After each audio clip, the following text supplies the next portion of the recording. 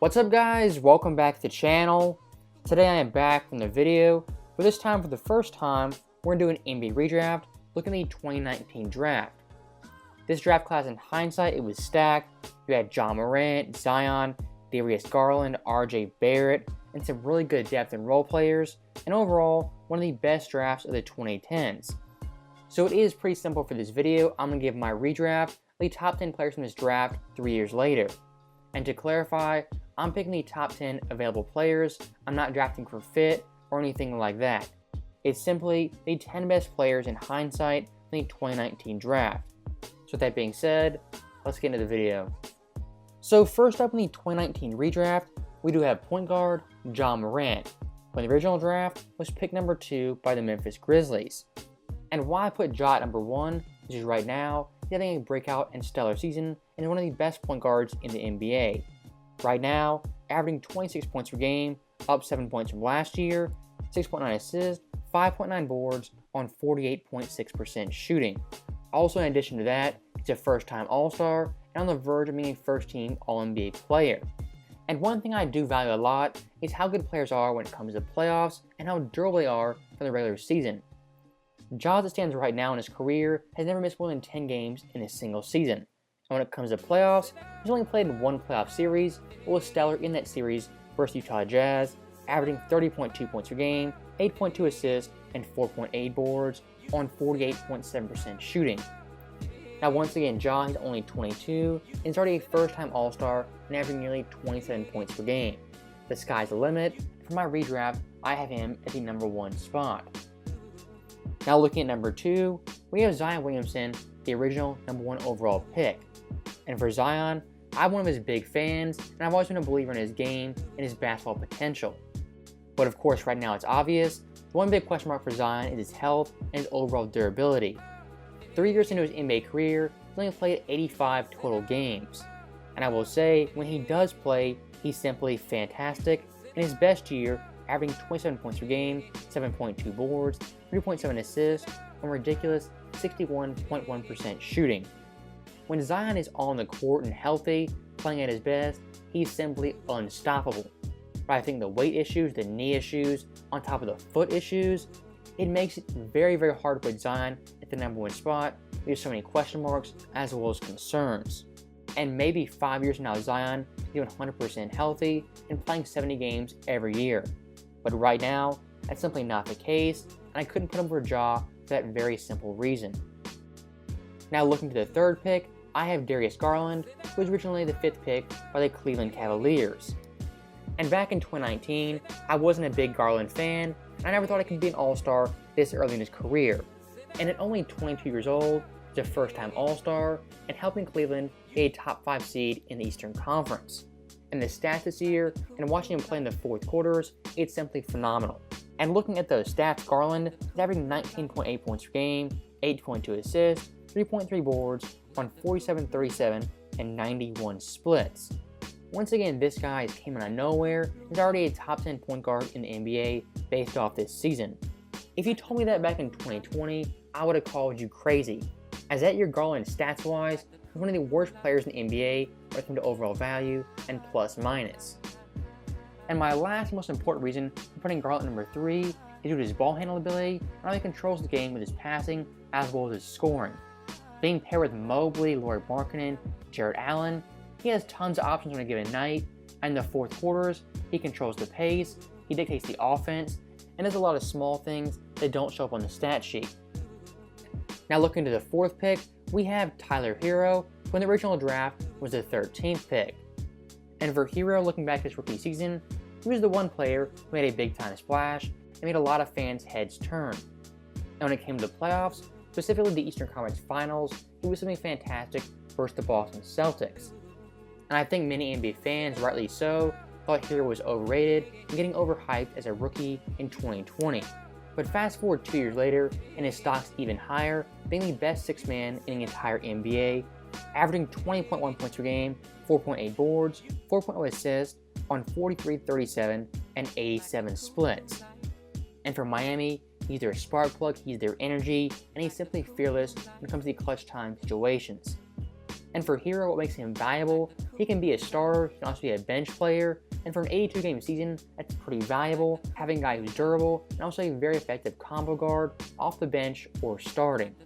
So once again for Hero, I'd have him as the 4th best player in the 2019 draft. Now looking ahead to the 5th pick, we have R.J. Barrett.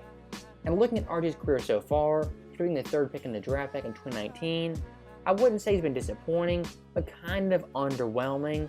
Looking at his 3-year summary, the one thing I think of is inconsistency. Whether it be from game to game, week to week, month to month, even season to season, R.J. Barrett is highly inconsistent. His best year being his sophomore year, we averaged 17 points per game, 5.8 boards, 3.0 assists on 44, 40, and 75 splits. For RJ, that was by far his best ever year shooting the basketball, as well as playing in the NBA. Looking at his 3rd year, he's kind of regressed in some aspects, but in the last month and a half, he's been on fire after a terrible start to the 2022 season. And one thing I do want to say for RJ, he's only 21 years old, and things could drastically change. But as it stands right now, in my personal view, he's been kind of underwhelming. I thought he'd be a better passer and playmaker, and I thought his jump shot would be a little bit better by now. So once again for RJ, I have him as the 5th pick in 2019 redraft. Now next up for the 6th pick, I would have Jordan Poole going to the Phoenix Suns. And for Poole originally, he was the 28th pick by the Golden State Warriors. And out of this entire list, Poole made the biggest jump from pre-draft to post-draft ranking. As in 2022, he's been simply phenomenal for the Golden State Warriors, one of the top 3 teams in the NBA, averaging 16.8 points per game, 3.4 assists, 3.0 boards on 44, 34, and 92 splits. For Poole and Golden State, it's pretty simple: be a spark plug, be ready to shoot, and if Steph's struggling, provide some offensive help and give him some relief. So far this year, he's definitely done that, being one of the best combo guards in the NBA. And being only 22 years old, he's been through a lot, being in the G League, being benched, having a pretty down sophomore year. Only 3 years into his career, he had lots of ups and downs, but in 2022, he finally got his chance, and up till now has definitely come through and impressed for the Golden State Warriors. Now looking to the 7th pick, we have Keldon Johnson. And Johnson right now for the Spurs, he's not playing on a winning team per se, but individually, he's definitely impressed. And the big thing for him each year, he's gotten better in virtually every aspect. And looking at 2022, he's averaging 15.1 points per game, 6.1 boards, 1.8 assists on 47, 43, and 71 splits. The one thing you have to look at is that 3-point shooting number. That compared to last year is up nearly 10 points, and his scoring is up just over 3 points per game. And looking at the Spurs in the past with Pop, they've taken players who are low draft picks in the 1st round, even the 2nd round, and made them into all-star and even superstar players. Look to Kawhi Leonard, Manu Ginobili, Tony Parker, there's a countless number of players. I think Keldon Johnson, along with DeJounte Murray, has the potential to win the scariest front courts defensively as well as offensively in the NBA. It'll take some time, but Keldon Johnson, he can definitely be molded to what the Spurs need to be successful. And I think by this time next year, the Spurs will be fighting for the 8th seed, and Johnson will be averaging 17 or even 18 points per game. The signs are definitely there, and his basketball foundation is definitely impressive. Now looking to the 8th pick, we have Cam Johnson, who originally was the 11th pick in the draft. And for Cam right now in the Suns, his one job is play defense and shoot threes. And for them this year, he's definitely done just that, averaging 12.1 points per game, 4.4 boards, 1.2 assists on 46, 44, and 84 splits. And even looking back to last year for his finals run, his shooting splits were simply off the charts, being 50% from the field, 45% from 3, and 91% from the line. Cam Johnson quite literally is the perfect definition of a 3-and-D player. And for the Suns right now, he's not a starter, but on any other team, he'd give you 15, even 16 points per game on above 40% shooting from 3. In the modern NBA, that's definitely valuable, and being great on the defensive end makes it even more special. So I think for Cam Johnson still, he's in the top 10. For my redraft, I have him at the number 8 spot. Now looking to number 9, we have Donte Hunter, who originally was the 4th pick in the draft by the Atlanta Hawks. And for Hunter, it's kind of hard to grade him, as so far in his career, he's only played 109 total games in the past 2 years, only 46. But I will say in his sophomore year, when he was healthy, he averaged 15 points per game, 4.8 boards, 1.9 assists, on 48% shooting. That version of DeAndre Hunter showed tons of potential, and look at him now in 2022, he's in a Hawks team that is stacked at the 4 position. You have John Collins, Bogdanovich, you had Cam Reddish, Kevin Huerter, even Danilo Gallinari. All those guys get big time minutes, and they're solid players. And for Hunter, he's kind of been lost in the shuffle, and hasn't had a real chance to break out and have a stellar season.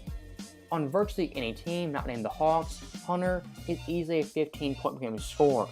But unfortunately, he's in the wrong spot and stuck there with a lot of good forwards. Also, one downside for Hunter, in only his 3rd year, he's already 24 years old. And once again, coming off injury, it's really hard to rank DeAndre Hunter one of the best players in the 2019 draft.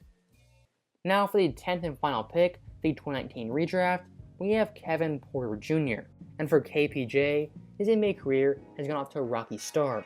In Cleveland, he played 50 games, was traded to Houston, played 25 games, and then came back this year as a starter and one of their best players. Unfortunately, he's had a down season, only shooting 38% from the field, averaging 13.4 points per game.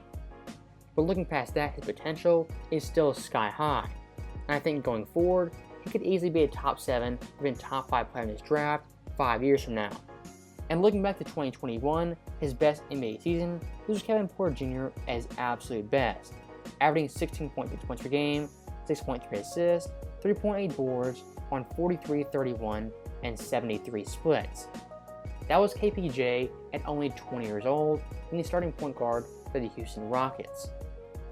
Hopefully for him, he's a Rockets point guard of the future and has a big-time breakout season in 2023, as so far this year, he hasn't been nearly as good as he was in 2021. Now that right there was the 10th and final pick of our 2019 redraft.